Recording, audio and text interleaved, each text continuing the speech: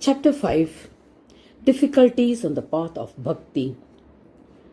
Varenyavacha kim kshetrakamscha tadveti kim tajnanam gajanana etadachakshamahyantvam puchate karunambude. After listening to so much about the form and knower of the Kshetra, King Varenya asks, what is called a Kshetra? Who is the knower of a Kshetra? And what is the knowledge of the Kshetra and Kshetrajna? Please tell me about them. You are an ocean of kindness. This is the supreme kindness that you can show me. Shrigajanan Prabhu Panchabhutani Tanmatra Panchakarmendriyani cha Aham karo mano buddhi panchajnanendriyani cha. Shrigajanan Prabhu replied, earth, water, fire, air and space, the 5 primordial elements and the 5 powers, namely speech, touch, taste, sight and smell, are through which these elements are known. These are 10 in all and have been created out of Tamoguna, which is the ego. The 5 organs of action, namely hands, legs, reproductive organs, private parts and speech, are all Rajoguna in nature and have been created from the intellect. The 5 sense organs of nose, ears, tongues, skin and eyes, also being Rajoguna in nature, have been created from the intellect. Thus the 5 sense organs and the 5 organs of action were born out of the intellect. The mind is Sattvaguna, from which 10 gods were created, who are the source of power of the 10 sense organs. The god of the eyes is Surya, the god of the ears is Dikpal, the god of the nose is Ashwini Kumar, the god of skin is Vayu or air, and the god of speech is Agni or fire. Tamoguna is related to things.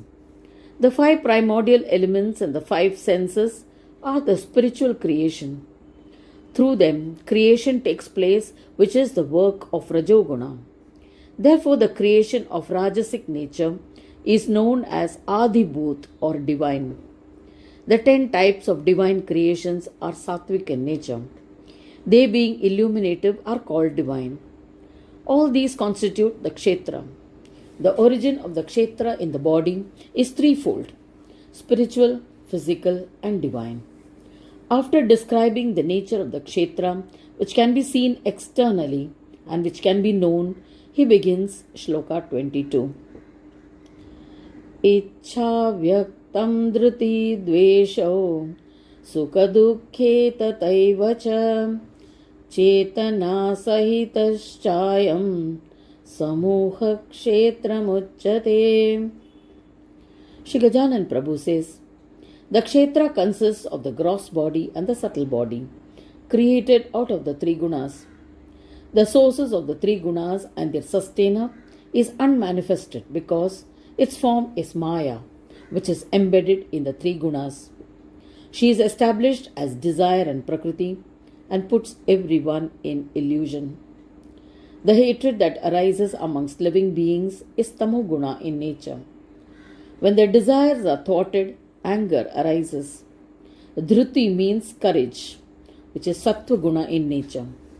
Whatever the difficulty, the expected work is well carried out due to courage.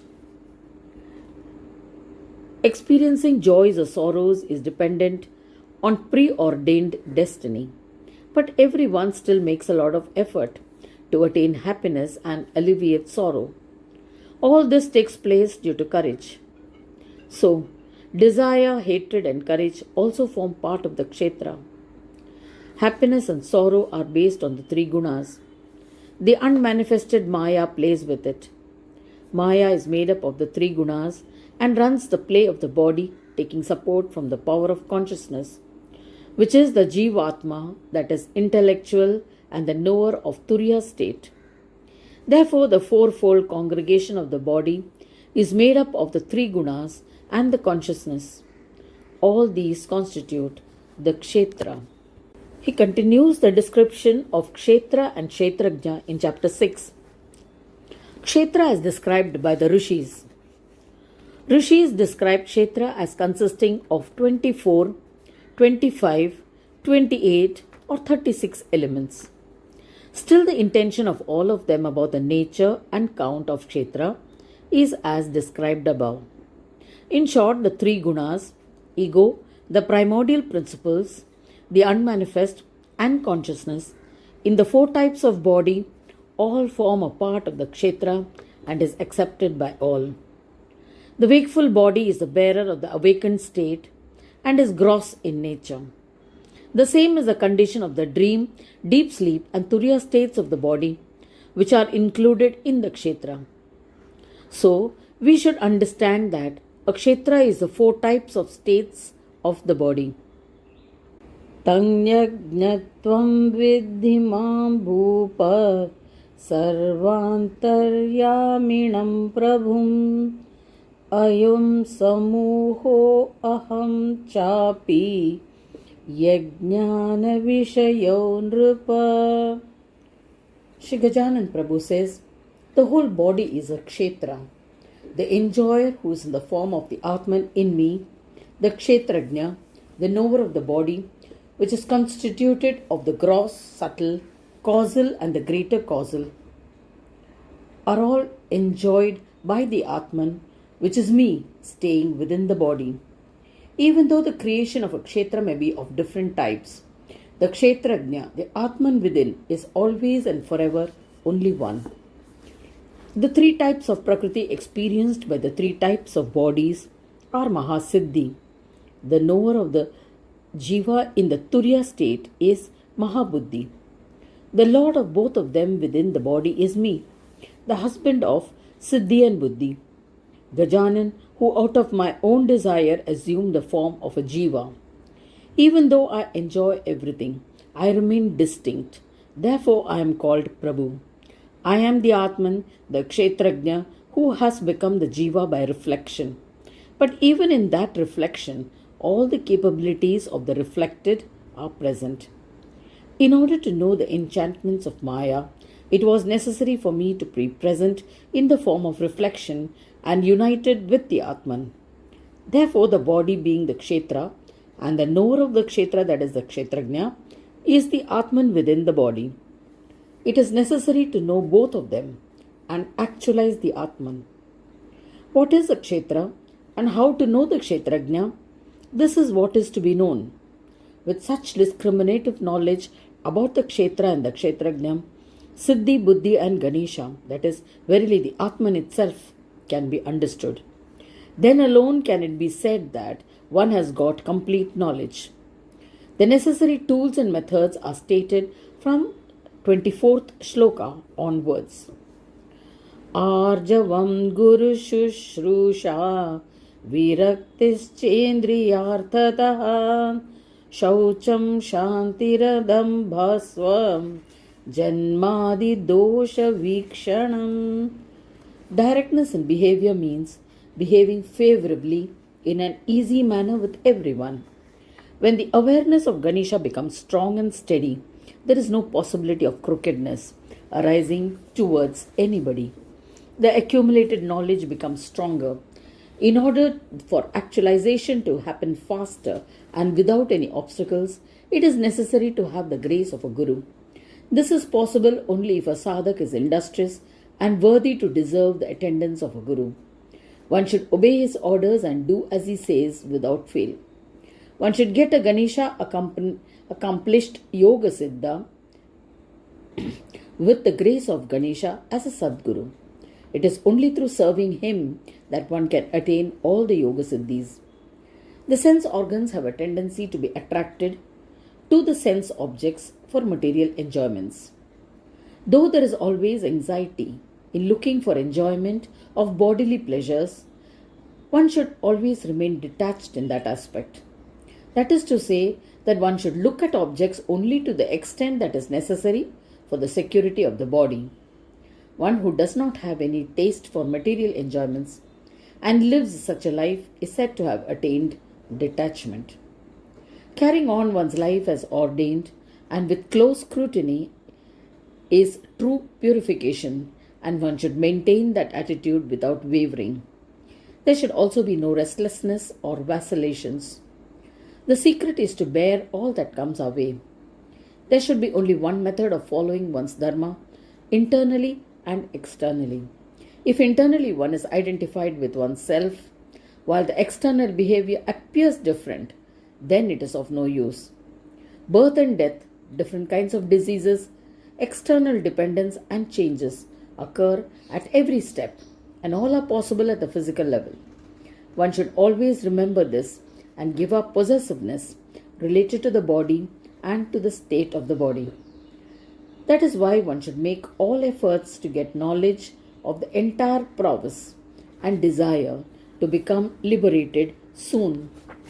These indications are definitely attainable, assures Shrigajanan Prabhu in the next sloka.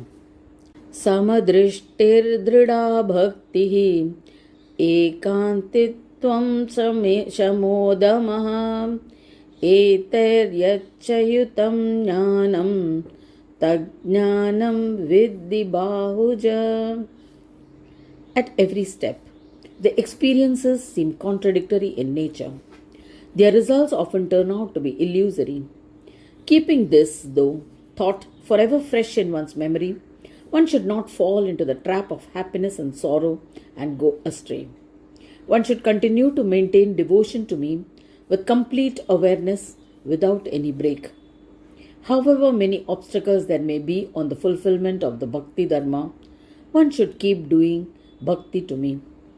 One should prefer solitude rather than to allow the mind consciousness matter to be disturbed, distracted or scattered due to contact with all kinds of crowds. If that happens, the Bhakti Dharma does not go smoothly. Therefore, for the sake of practicing my Bhakti, one should subjugate the body and restrain the mind. For this purpose, one should practice self-control and self-restraint. Even though the body may be held back from going towards the sense objects, the mind still gets drawn and develops a taste for it. At such times, one should draw the mind away and apply it on my devotion. Difficulties in the path of Bhakti. Shrigajanan Prabhu says, many difficulties come in the path of one who practices devotion to me. They are of three types: divine, earthly, and self-created. If the atmosphere is not conducive while doing bhajans, then one faces difficulties at every step. Besides, from time to time, the body also gets afflicted with diseases and is then unable to perform the required essential duties. These difficulties are called divine obstacles. Our wife and children who are dependent on us for sustenance often create difficulties in our path. People who are not related to us also cause disturbance in our devotion. They are called earthly difficulties. Both disturb us emotionally and may even make us abandon our path midway. These are self-created obstacles. We need to firmly end and with great attention hold on to our path of devotion. This can be accomplished through 1. Devotional practices to the extent of the body being favorably disposed. 2. Not be too rigid regarding this and do only that which is within one's control. 3. Our body will be afflicted with diseases. So, along with devotion, one should bear this knowing that it is our destiny. Not practicing devotion will not prevent it from happening. 4. Maintain steadfastness of mind, which is the solution to divine obstacles. 5. Know that the destiny of our wife and children is different. What they go through is as per their destiny. Why should I worry about them? One should continue the practices with determination. When a devotee practices these qualities and imbibes them totally in his being, it becomes true knowledge. Mere external learning without imbibing them in oneself is like a fake pandit. The secret is that even though one might have acquired the distinction between Kshetra and Kshetrajna through the study of the scriptures, still its establishment requires the experience of illumination through the accumulation of qualities as described above. The reason is obvious. The relation of the Kshetrajna with the Kshetra is that of a witness. Hence, happiness and sorrow of the Kshetra cannot affect us. Those who realize this can be called learned. They attain Siddhi of my non-differentiated form. Varenya understand this very clearly. Tajnana Vishayam Rajan Bravimi Tat Shunishvame Yajnat Vaiti Cha Nirvanam Tirtva Samsruti Sagaram. My presence itself bestows salvation, which is beyond mind and speech. But it is speech that gives momentum to the mind. It can be experienced that without speech, the mind has no speed. That which is devoid of mind and speech, and which is beyond both, manifests through knowledge. I can be known only in this way. Hence, one who knows this is liberated from the enchantment of Maya. He gets connected to my form and eventually becomes completely liberated. Yad nadi indrihinam gunavarjitam avyaktam sadbhinnam indriyarthavabhasakam. The knowledge of Kshetra and Kshetrajna attained through external means becomes steady with the resoluteness of the internal and external states. After imbibing all the practices, the enlightenment happens steadily through knowledge pertaining to me. So I decide the fruits based on the experience of that knowledge. Therefore, I shall tell you about the fruits of that knowledge. Listen. The knowledge of the beyond enables one to break through the cycle of birth and death. This is attained through the practice of meditation and contemplation. You cross the ocean of birth and death through your own strength. It is like sitting in the boat of knowledge and crossing over. In other words, you leave the connection in the Kshetra and even give up its knowledge. Then you reach a state where you experience the undivided form of both. The sadhak who attains that knowledge attains that state. The four bodies with the three gunas, made up of the five primordial elements, are gross in nature and get absorbed into the tamoguna. The intellect in the form of rajoguna, along with the five sense organs and the five organs of action, get absorbed into the rajoguna. The 10 types of divine powers, along with the mind, get absorbed in the sattva-guna. With this absorption into the three gunas, all joys and sorrows come to an end. Again, courage gets absorbed into sattva-guna, anger into tamoguna, and desires into rajoguna. In this manner, the unmanifested elements get absorbed into consciousness, which becomes absorbed into itself and progressively attains my Swaswanand being through meditative union. In the same way, through discrimination, the Kshetra gets absorbed into the Kshetrajna, after which even the Kshetrajna does not exist separately. In this manner, King Varenya, step by step one has to actualize the above through discrimination. The wealth of knowledge mentioned in the previous sloka, having been attained, and the 4 types of enchantment of causal matter having been given up, one attains the 8 types of superconscious meditative union.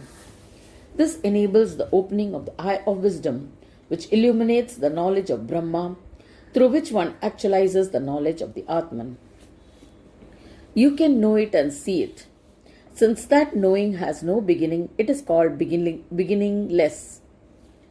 The actions of the organs of action takes place, but that knowing is devoid of the organs.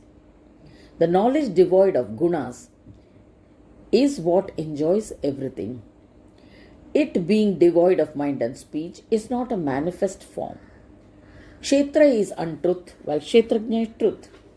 And the knowing which supports both is always different from the two. In this manner, the entire nature of Kshetra gets absorbed into the 3 gunas, and they all become one with consciousness. Thus it is noted that when the knowledge of the discrimination takes place, the eye of wisdom manifests. The Kshetra in the form of the 3 gunas which was manifested gets absorbed into the unmanifest and remains there. Then the Atman experiences the consciousness in the Turiya state. The significance is that the consciousness of the Kshetra, absorbed in the Turiya state, with the three Gunas, is a state of Brahma. The entire Kshetra gets absorbed and from there it manifests again. Turiya is a state of origin for the three types of Kshetras. The truth is that since it is the origin of name and form, therefore it is called Asat Brahma.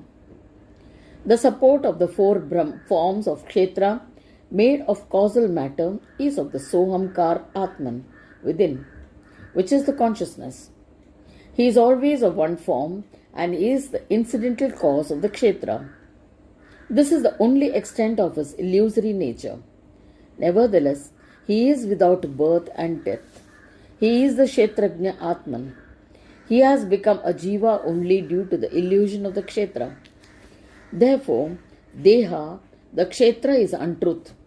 Dehi, the Atman, the Kshetrajna are the truth. When the illusion of duality is given up with appropriate discrimination, it is possible to attain oneness with the Swananda form. This is the discrimination of the Kshetra and Kshetrajna. This is the knowing of the Asipada. That knowingness inspires the sense organs to action, but they themselves are always separate. Vishwabhricha kilam vyapim ekannaneva bhasate bahyabhyantaratah purnam asangatamasah param. Shrigajanan Prabhu says, Kshetra and Kshetrajna encompass the whole world, but by itself it is detached. It is always and forever of one form. It appears to be of various kinds because it enjoys everything by assuming the form of the Deha and Dehi. This means that he remains within, encompassing both the Deha externally and the Dehi internally. The Atman within is always steady. Since it is of the same form everywhere, it is always detached in knowingness. Since it is beyond the darkness of ignorance, it is not visible. When the light of knowledge illuminates it, everything comes to be known. To sum up, that form of knowingness can only be known through knowledge. Durgneyam chati sukshmatvad deeptinam apibhasakam neyametadrusham viddhi jnanagamyam puratanam. Again, it is extremely subtle. It's a crore times smaller than a crore part of a strand of hair. Therefore, it is very difficult to be known. The darshan of the form of knowingness is like the darshan of Anna Brahma. The sadhak first actualizes Anna Brahma and then progressively goes on to achieve more subtle things, ultimately leading to Purna Yoga, which is the actualization of Purna Brahma. Deha and Dehi. Prana Brahma is subtle and it is subtler than Anna Brahma. It is the sustainer and is unlimited. Similarly, the illuminator of the four types of body is Tvampada, and it is illuminated by Dehi, which becomes the Tatpada.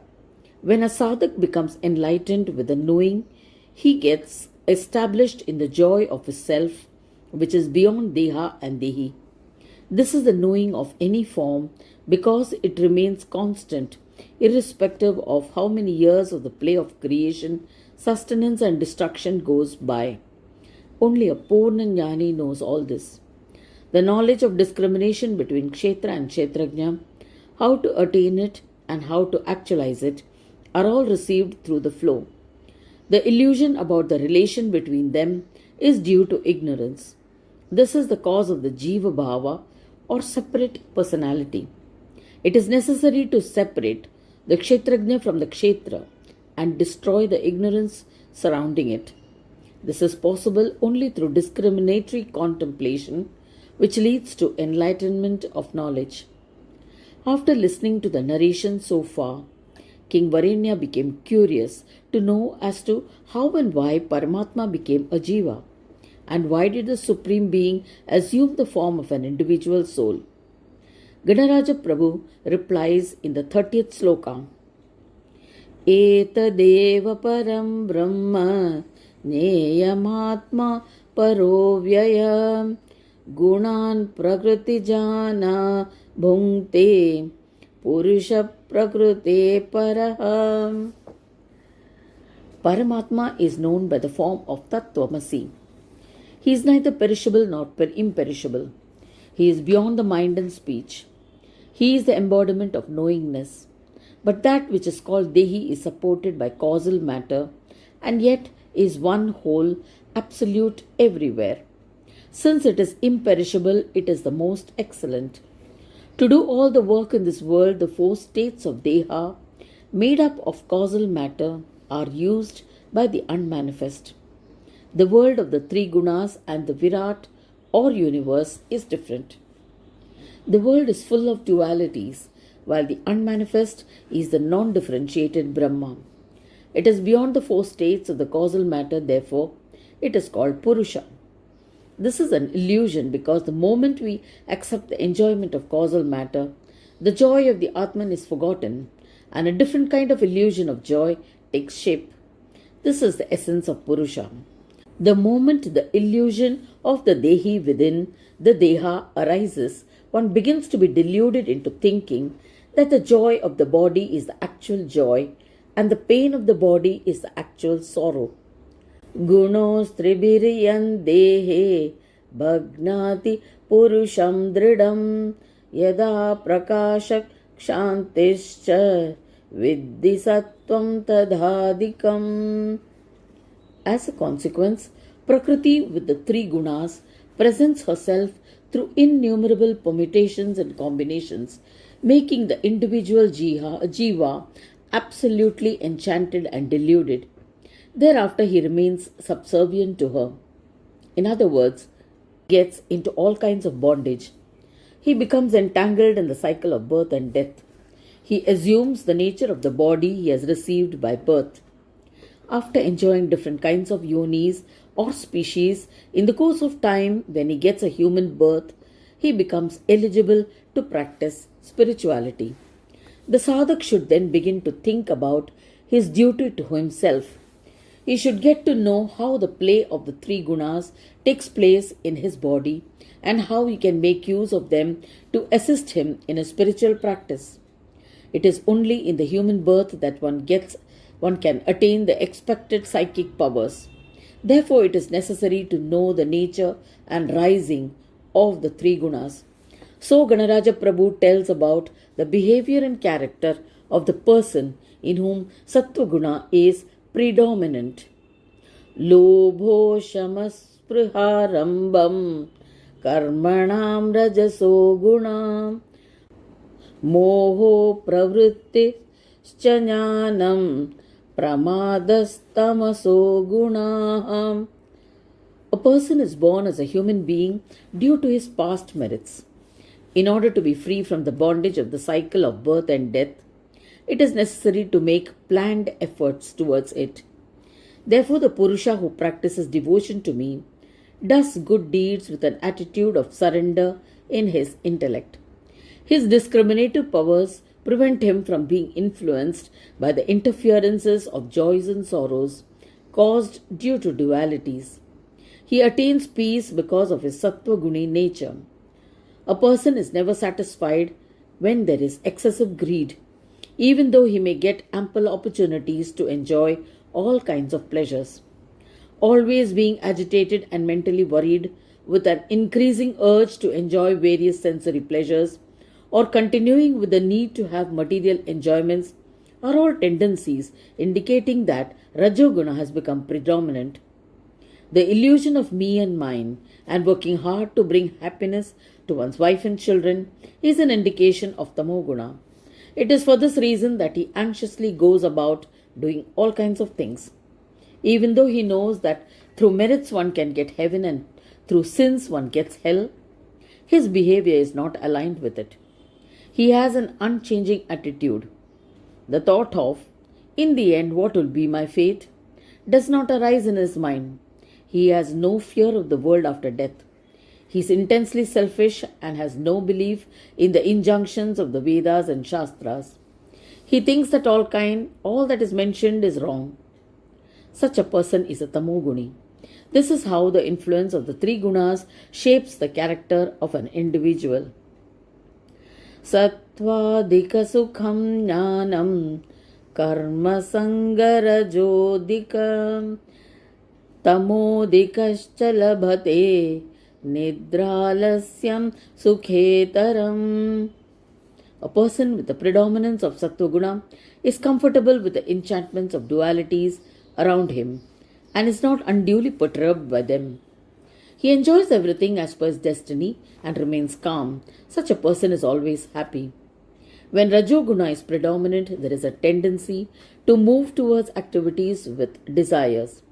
When Tamoguna becomes predominant, there is laziness and a tendency to enjoy sleeping. He gets entangled in a web of addictions and thinks the joy of intoxication is the only joy. His mental state is always disturbed and he does not find peace in anything. There is no happiness. Eshu trishu pravruddheshu mukti samsruti durgatihi prayanti manavarajam tasmat sattva yuto bhavam. Shrigajanan Prabhu says, a tamoguni individual attains hell after death. A rajoguni individual gets into the cycle of birth and death and goes through all kinds of experiences. If his good deeds are more then he gets Swargaloka after death. And after enjoying everything there and after his merits are exhausted, he is reborn on earth. The virtuous individuals attain the path of light and are liberated. Therefore, one should give up Rajoguna and Tamoguna. Tatascha sarvabhavena bhajatvam manareshwara bhaktya cha vyabhicharinya sarvatraiva cha sanstitam. He continues with further instructions in the 35th sloka. Once a person becomes predominantly virtuous, he should continue my worship. Whenever he feels good or is inclined to do certain things, he should remind himself that there are many things that feel desirable but are not useful. He should devote himself to Ganesha alone and progressively detach from all other thoughts. This world, the world beyond, and all the psychic powers of Brahma are only in Ganesha. This resolution of a sadhak makes him a complete devotee. All the play that goes on in the Deha and Dehi is of Chintamani Atman, who is present in the heart and constantly makes us aware of favorable things. He is present as the absolute Asipada in the undivided form within us. The second thing is to become firm in this resolution. When any other thought arises and the mind starts wavering, it is termed as adultery. Keep up the practices that prevent the mind from going away from the Lord of Buddhi. Slowly the right knowledge will dawn. This is how one should practice my bhakti. When the behavior of Deha and Dehi are different, how do we think only of you? It's very difficult. How can the mind be supported in such situations? Anticipating such a thought in King Varenya, Shrigajanan Prabhu replies to him in Shloka 36. Agne surye tata some yachatarasu samstitam vidushi brahmane tejo vidditan mama kamanurpa. The light that illuminates all activities is mine. The body does the activity and the Dehi supports it. The intelligence to do so is given by me. I am the inspiration in the intellect for him to undertake actions that give him knowledge. There is darkness at sunset. Then it is the moon and the light of the stars that assist him in his activities. The element of fire has been carefully thought and incorporated everywhere in support of all activities, including the light of Surya.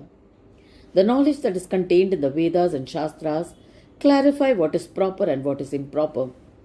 The light of knowledge present in a learned Brahmin is me. I am the provider of the power of knowledge. If the darkness of ignorance falls everywhere, it is removed only by the light of the sun. It is not possible to do so through any other means. For a sadhak, the light of knowledge in his actions is the light of my powers. This has been stated as Vidushi Brahmane Teja Tanmamakam. The Guru of all the Varnas is Brahman. This arrangement has been made for the purpose of yajnas, yagas, and for worship of the gods. Since mantras are under their control, they are considered the best. Installation of gods and the performance of yajnas and yagas cannot be done without the assistance of Brahmins. Therefore, without Brahmins, there is darkness everywhere. The enlightenment and the capability of mantras is provided by my light. Again, it is me who admonishes the wrong tendencies. In this manner, there are several ways by which my light is experienced. Thus, it is said that I carry the light of infinite suns. It is present everywhere in the enlightenment of the Shastras, of things and of fear in innumerable varieties. Ahamevakhilam vishvam srujami visrujami cha aushadhi tejasa sarvam vishvam vyapya yamyaham. Shrigajanan Prabhu says, through my capabilities I administer the work of creation, but I am not labeled as the doer of those things. Brahma creates, but I am the inspiration behind the necessary understanding in his heart to do so. That is why he feels the joys and sorrows of creation, but I remain detached. The same is the case with the sustainer of the world, Vishnu. The food that nourishes the jivas is like medicine. The power or light of nourishment in plants is me, which nourishes the entire world. The work of sustaining the whole world is carried out due to my power of enlightenment. At the time of dissolution, Shankar destroys the world, but the necessary understanding in his heart to do so is inspired by me. Therefore, Shankar, who is capable, does the work of destroying the world while I remain detached. In short, all the actions taking place happen with my power. Therefore, when the Ishwaras do the work of creation, sustenance and destruction with the arrogance that they are doing the work on their own strengths and capabilities, they get into bondage, which is important to be kept in mind. He then begins the 38th verse to explain how he is also the experience of everything.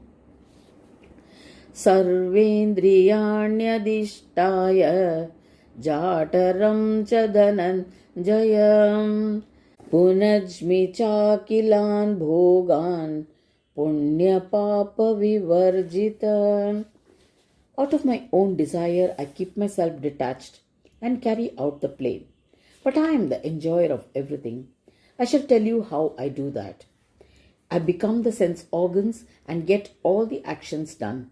In the same way, I enjoy the food through the fire of digestion. I give them that power by being the fire in their stomachs. In other words, that which is enjoyed by them is me in their form. I enjoy everything externally through the organs of action and internally through the fire in the stomach. In short, I am not only the player in the world, but I am also the doer and the enjoyer. But due to their feeling of separateness and the arrogance of separate personalities, individuals fall into the bondage of sins and merits. Though I experience the actions everywhere, but remain beyond merits and sins, to enter my being, a sadhak needs to meditate upon me as the power of inspiration and sustainer of the Kshetra, of the Deha and Dehi. Aham Vishnuscha Rudrascha Brahma Gauri Guneshwara Indradhya Lokapalascha Mamaivamsha Samodbhava. Shrigajanan Prabhu says in the 39th sloka, good and bad actions happen through the jiva on the mrityuloka, that is the earth. In order to give them favorable fruits for those actions, I have constituted the devas. Listen, In this birth, one has to enjoy the fruits of all actions done in the previous birth for which one acquires an appropriate body. This planning is done by Brahma, the creator of this world. I have given him the powers to do so. The sustainer of the world makes arrangements for the nourishment of the individual. All the people who come into the life of that individual are predetermined according to the previous karmas. This is done by the destroyer Rudra, which is of 6 types. Success or failures in an individual's life happen by destiny and are regulated by Adi Shakti. Maya directs her work with the support of my power. This indicates the dualities of Maya. The power in the body is Adi Shakti, while her support is the Dehi Atma Surya. References to Gauri Pada in the shloka is indicative of Adi Shakti and Surya. The 3 gods and the Shakti in the Deha of all 3 of them and their Atma Surya are the 5 gods with the 3-fold Gunas. Their birth is from the Turiya state, and therefore they should be bearers of consciousness of Turiya Gunesh. He is called Guneshwar. He is the origin of all and gives them the power to make efforts. He is the Atman that makes it possible to experience one's state. He is the power which grants joy according to one's actions. He gets things done in the 3 states of wakefulness, dream and deep sleep. In short, all these powers are mine and I act through all their forms. Other administrators like Indra and others are gods who give people fruits based on their actions. They do work such as causing rainfall and all other activities of nature. They give Swargaloka as a fruit of good karma and hell for committing sinful deeds given by Yama. All powers experienced by them are given to them by me. They experience these powers through where I am seated as Chintamani and as Atman in their hearts. So I get all the work done through them. Even though I am everywhere as a doer and the one who gets things done and the enjoyer, I remain detached. While meditating on me, the secret to bear in mind is that Indra and others carry on the play of the world created by me with the powers and rights granted by me. But people who worship me with whatever knowledge they have get the fruits in proportion to that.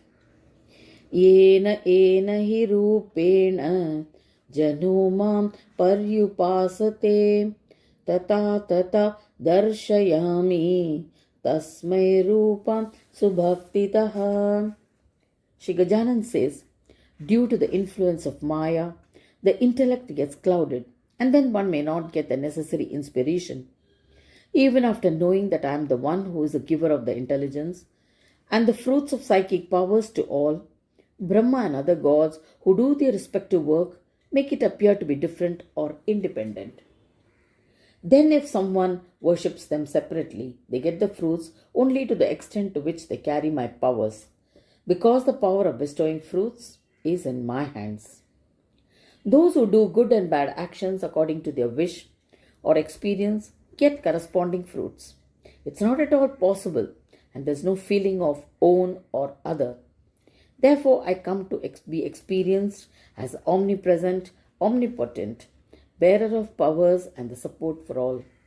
Thus, one should not hold anything in mind other than me. King Varenya, since you worship me, I shall certainly give you the enlightenment by which you will ascend. In other words, without a doubt, you will definitely get the yoga of enlightened peace. This is the complete secret of the distinction between Kshetra and Kshetrajna. Recollect all that I have instructed you, and by keeping that in mind, worship me with unfailing devotion. Then I too shall become your devotee. Iti kshetram tata jnata jnanam neyam mayeritam akhilam bhupate samyak upapannaya pruchate. Shrigajanan Prabhu further says, the 4 types of body are considered the Kshetra and the Atman within as the Dehi, the Kshetrajna. In truth, since the knower of Deha is blamed, through discrimination one should give up the duality of Deha and Dehi and make efforts to actualize the enlightenment of Brahma. This is the main achievement. How do we attain this?